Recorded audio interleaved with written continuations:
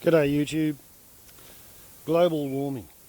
What's happening now? Let's have a little bit of a dip and scoop literature review to examine the data flow via articles published in New Scientist magazine. We have two stacks totaling 10 magazines. Beginning 15th of June 2013. Page 7, US hits peak carbon. Has the US peaked? Latest data from the International Energy Agency, IEA, shows its emissions fell by 3.8% in 2012 to a level not seen since the mid-1990s. The nation has cut its carbon dioxide emissions in 4 out of the last 5 years, largely by switching from coal to natural gas, a cleaner fuel.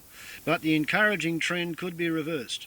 US power companies favour gas because it is cheaper than coal these days, but gas producers are anxious to increase their profits.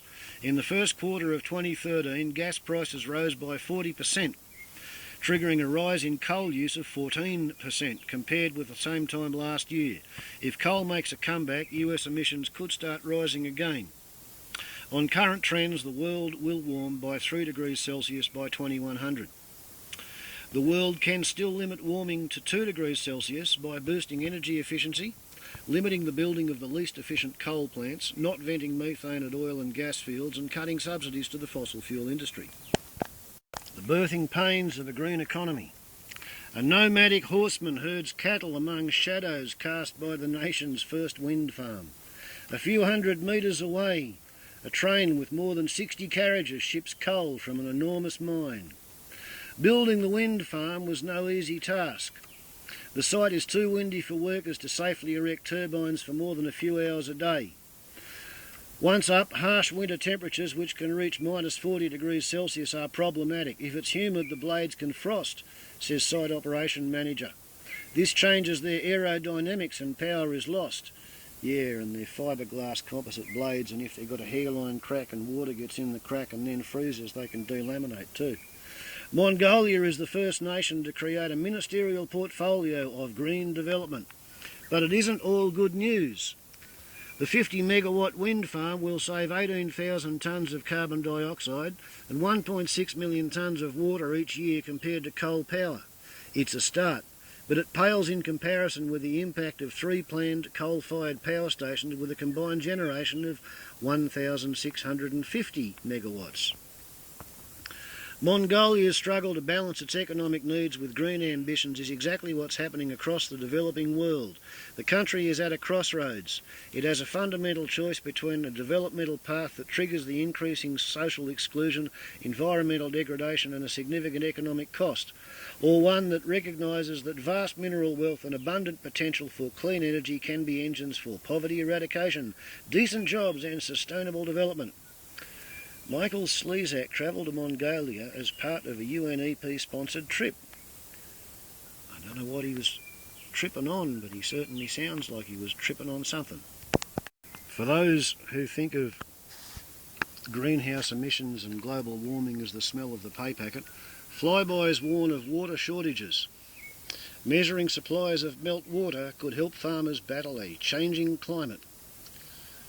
The snows have become sparse and inconsistent. We are getting more and more years in a row with extreme conditions, so the risk to our crops is huge.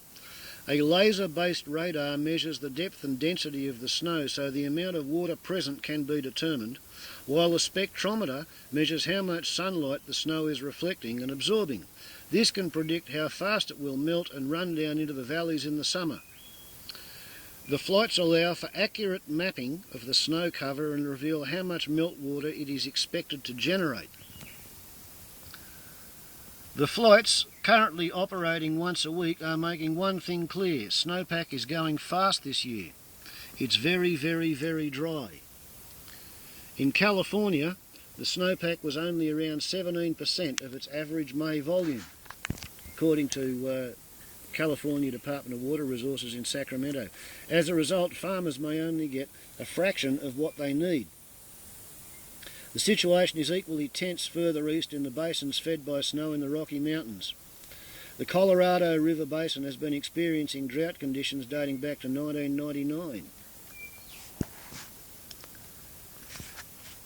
hopes, plans, predictions, an unprecedented picture of their crops' prospects. 28 September.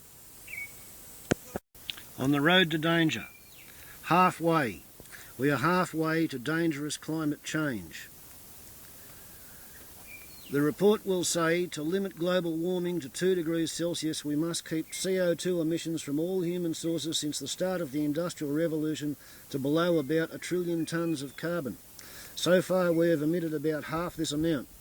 Human activities are emitting around 10.5 billion tonnes of carbon annually and rising, mostly as a result of burning fossil fuels. The IPCC will also say that global warming is irreversible without massive geoengineering of the atmosphere's chemistry. The latest draft seen by New Scientist states that even following, quote, a complete cessation of emissions, carbon dioxide induced warming is projected to remain approximately constant for many centuries. A large fraction of climate change is thus irreversible on a human timescale. So, on the credit side of the ledger, viva la carbon tax. Australia may be out, but France is in. 2 weeks after the new Australian government scrapped its carbon tax, France has announced that from next year fossil fuel use will be taxed and the money raised used to further reduce emissions. The tax will target transport fuels and domestic heating, as these are not covered by the continent-wide emissions trading scheme that focuses on the European energy and industry. Australia backing off is not good news, says Hone, but many other countries are moving forward with carbon pricing schemes, including China.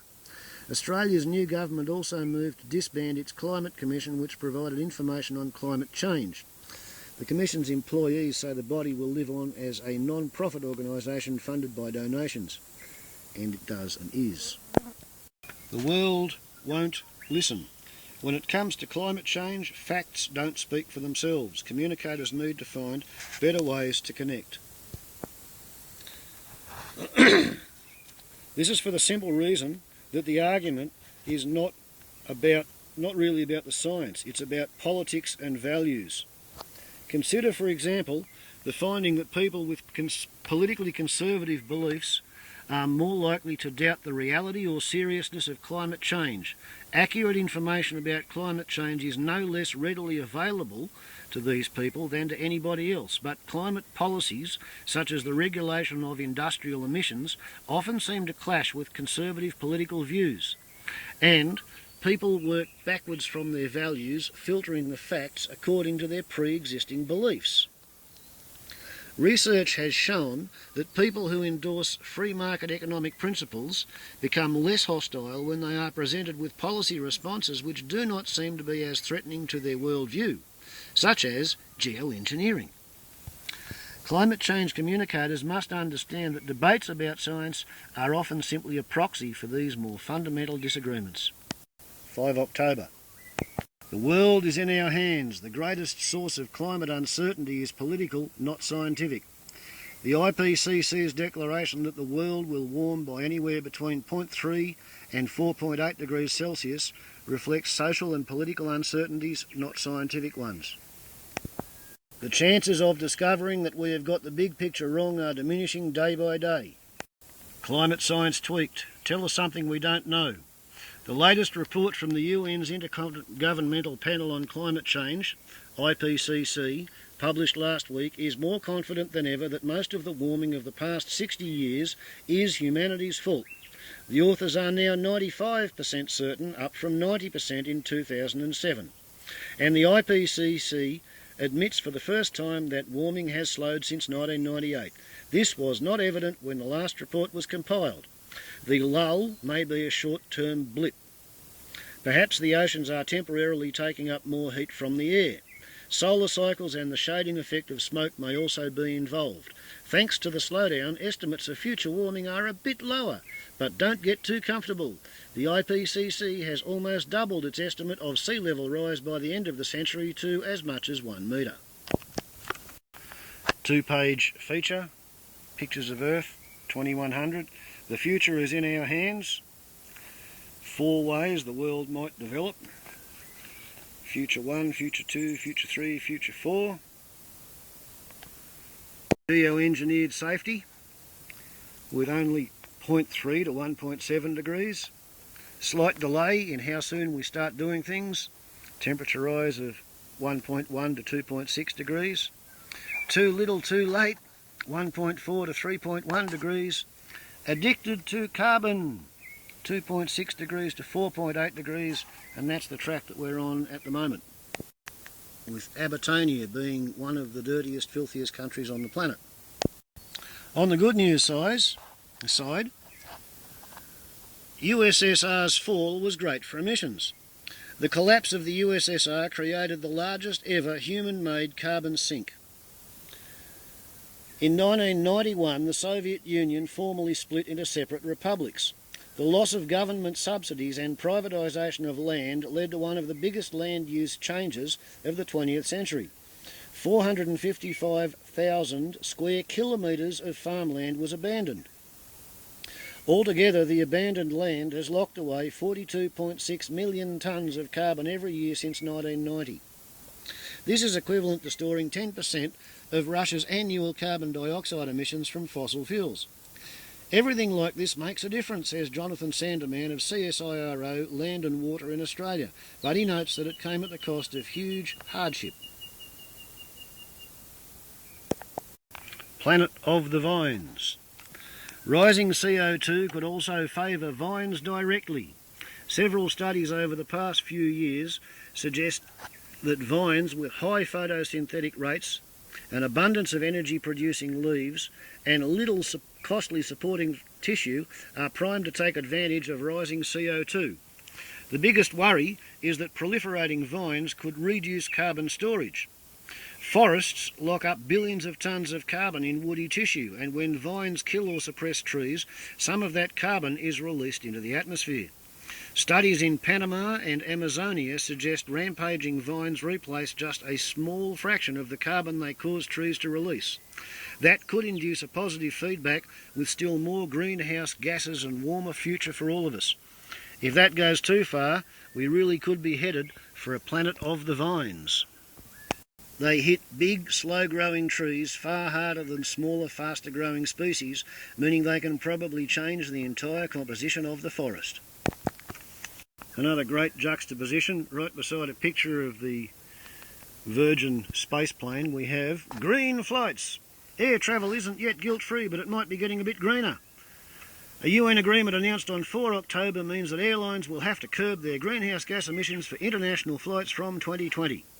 But there are two major uncertainties. First, that countries that have only a small number of international flights have asked to be exempt. Each of these industries might be small, but there are a lot of them.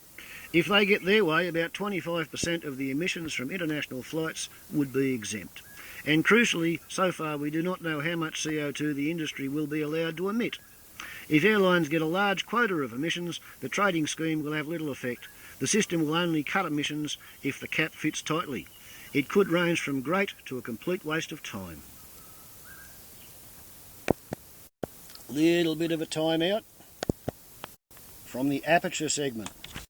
Reading from the caption, even without invoking the supernatural, green iguanas are really cool animals. Perhaps that's why this shot of fighting male iguanas has a special magic. Found in South and Central America, the lizards have leaf-shaped, super sharp teeth that can easily slice human skin. They have a third eye on the top of their heads called the parietal eye, which has a primitive retina and lens and is used to sense aerial predators. And in the breeding season, the males develop the dramatic coloration seen here.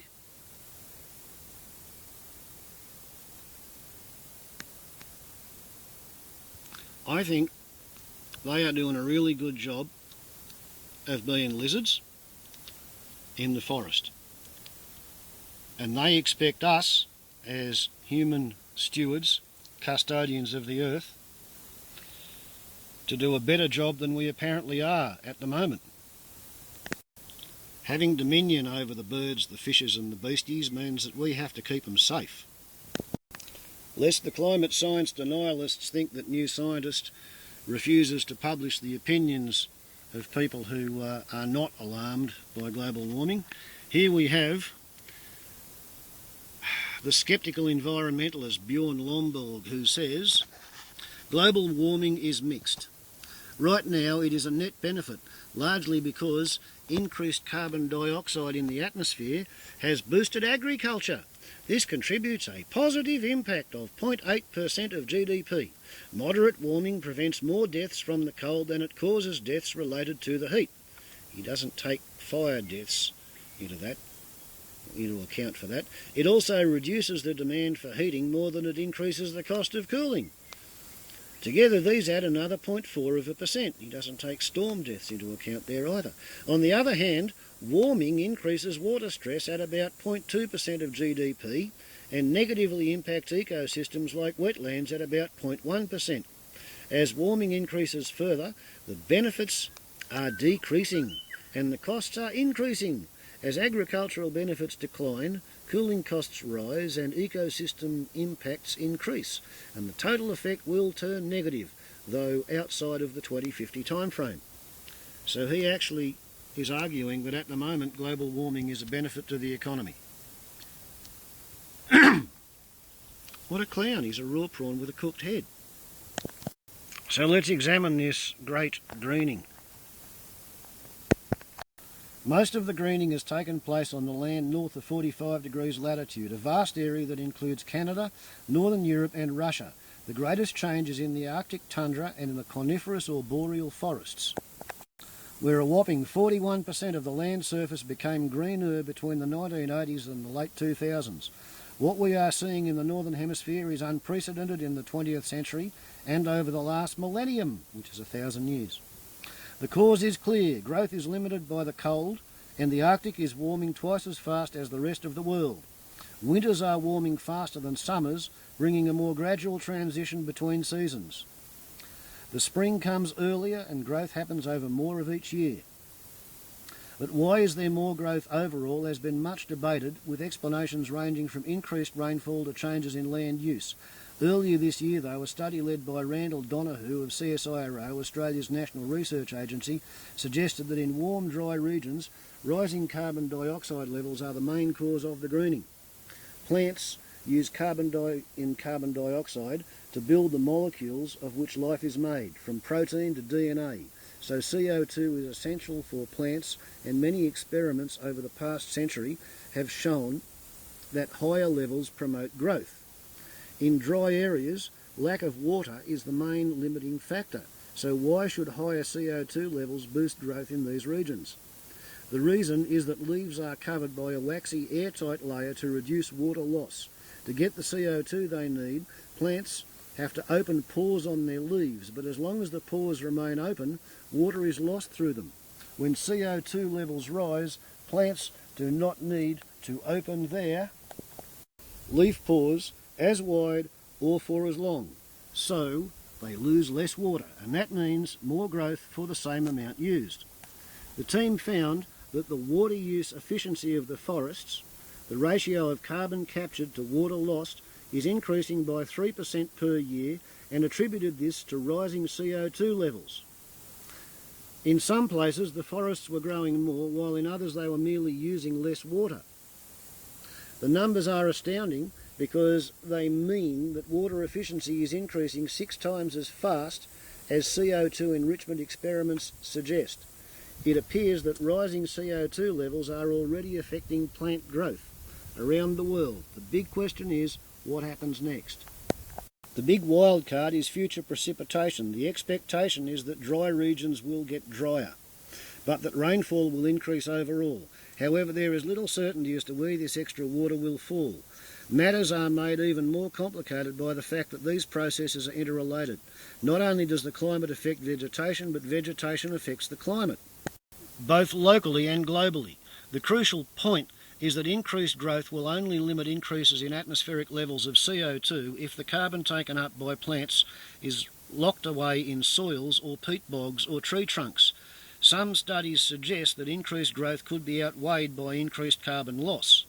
One big worry is that tropical forests will die back. This would not only result in the loss of incredibly rich ecosystems like the Amazon rainforest, but also accelerate climate change. For every degree of warming, tropical forests could release about 50 billion tonnes of carbon back into the atmosphere, equivalent to 5 years' worth of human emissions. In the Arctic, meanwhile, continued greening is definitely bad news in climate terms. Land covered up in dense vegetation soaks up a lot more heat than barren snow-covered tundra.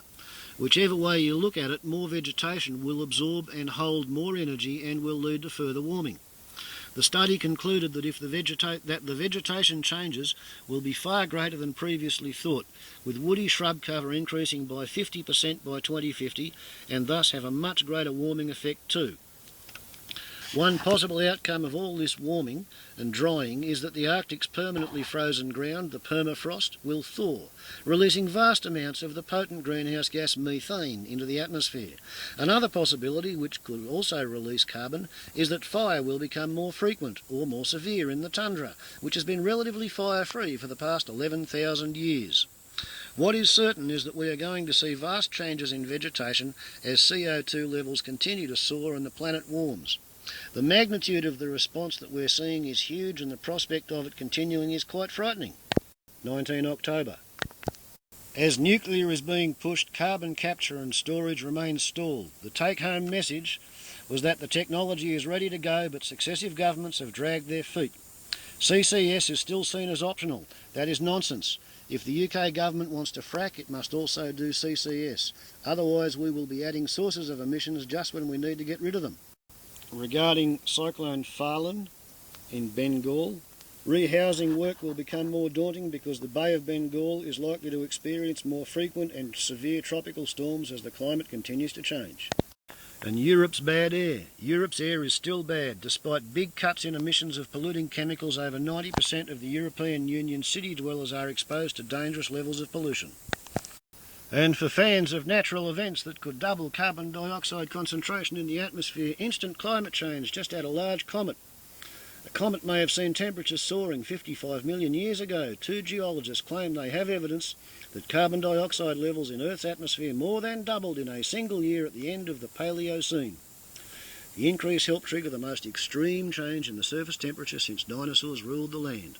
The speed of the change makes an extraterrestrial impact the likely cause, they say. So, here endeth part 1 of global warming. What's happening now? Please tune in for the second part of the review. Ciao.